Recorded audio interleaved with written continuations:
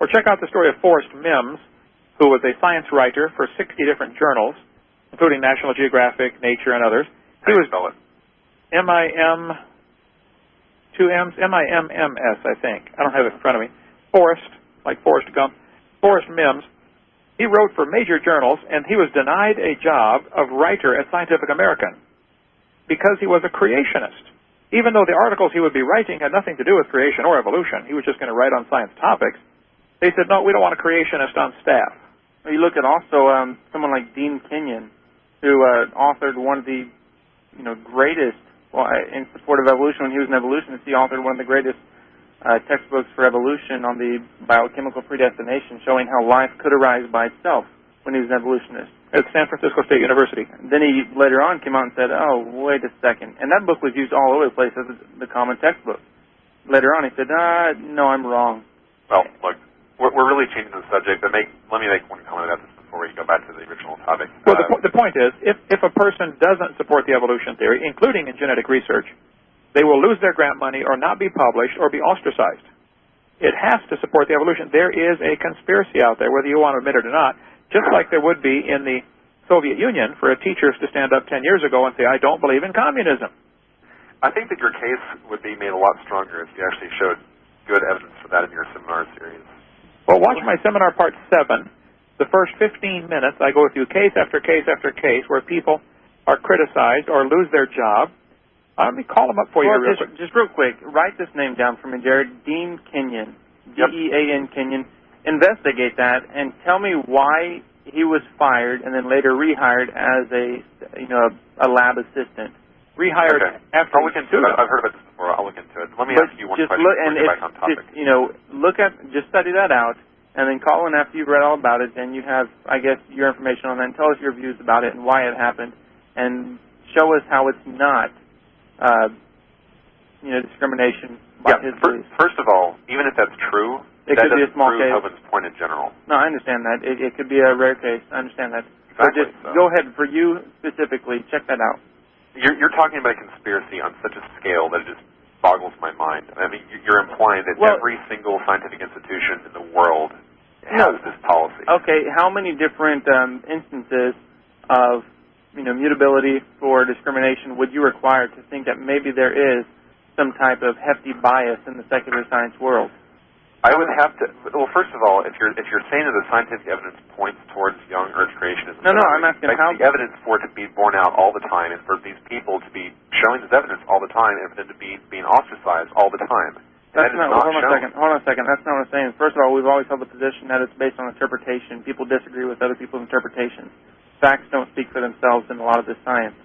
So, first of all, how many different examples should we give you before you think or even entertain the idea that maybe there is a bias in the secular journals that will completely reject anything that could be interpreted as young Earth or something like that? Oh, I want you to find a mammal skeleton like a squirrel. No, that's not what I'm talking about. You're changing the subject now. How many instances would it take that I would have to give you for you to entertain the idea that maybe there is a strong bias in the filtering process here, that they will not accept something that could be interpreted as young Earth evidence? I guess you'd have to take all the people that do this kind of research and then show me something significant, like I don't know. So you're saying, for example, for me to convince you that there is a hefty bias in there, I have to go around and personally interview every one of these scientists and find something common amongst them all? This is something that I haven't quite thought of, so let me get back to you on that, okay? Okay. Well, I want to give you 2 numbers to call, Jared, because I really think you're sincere. And I really think you're going to end up getting, on our side here before this is over with. For the record, Jared is my favorite caller. Okay. There we go. Jared, there was a science teacher in Burlington Edson High School near Seattle. His name is Roger DeHart, D-E-H-A-R-T. He now lives in Los Angeles area. His phone number is 805-552-0332. 805-552-0332. Got it. He was a science teacher for years at this high school, and he started bringing in current science journals, secular science journals, to show the kids there are some errors in their textbook. The textbook was teaching, the embryo has gill slits, and he was saying, here's this current science journal. No, it doesn't really have gill slits, blah, blah, blah.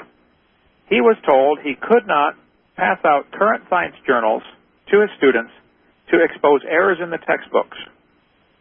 Okay? Well, look, if the case is really as clear-cut as you just described it, then I would agree that that's pretty horrible. Okay, well, call him up and ask him. Here's another one. I will. Kevin Haley, Haley, at his phone number is 541-382-2278. 541-382-2278.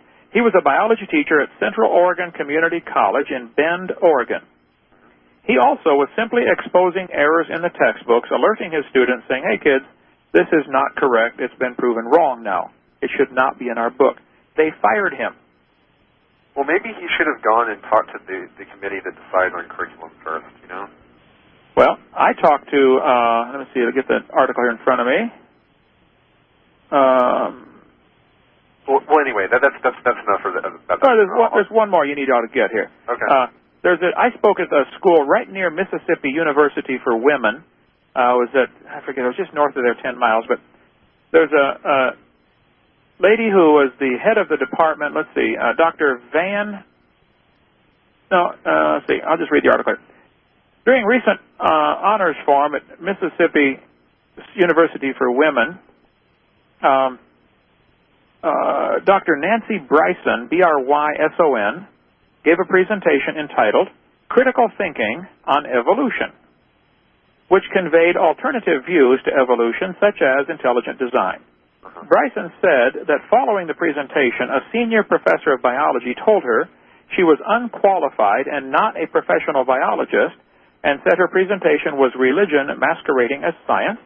The next day, Vice President of Academic Affairs, Dr. Vaughn Hansen, asked Bryson to resign from her position as head of the school's Division of Science and Math. Yeah.